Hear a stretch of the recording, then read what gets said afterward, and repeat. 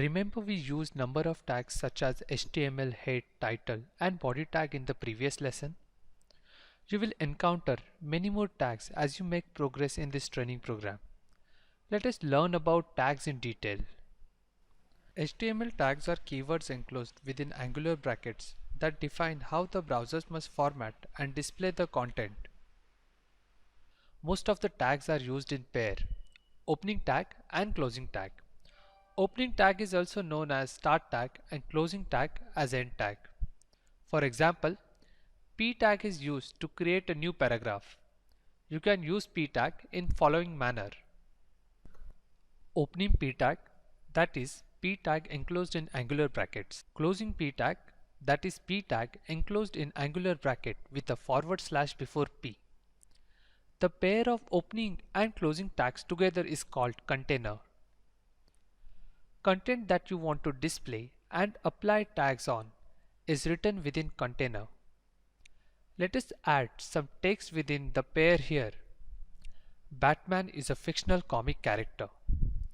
Together, these three are called an HTML element. Your HTML page is made of number of such elements. Let us use this example in our project.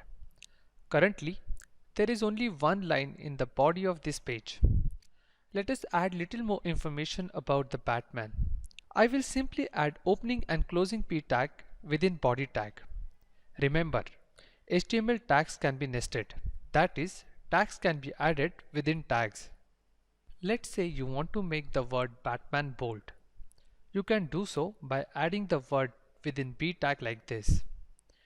The b tag now is child tag of p tag and p tag thus is parent tag of b tag. All your tags are enclosed within HTML tag, making it parent tag of all other tags.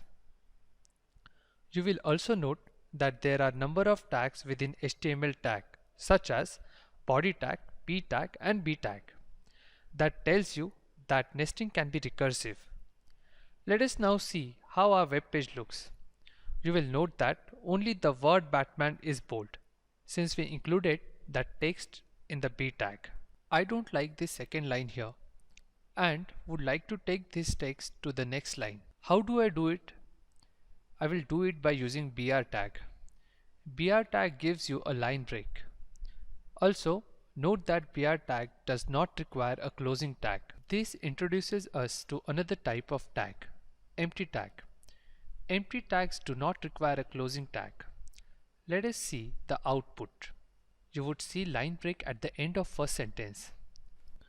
So, in this lesson we learnt about tags and elements. We will continue our journey in the next lesson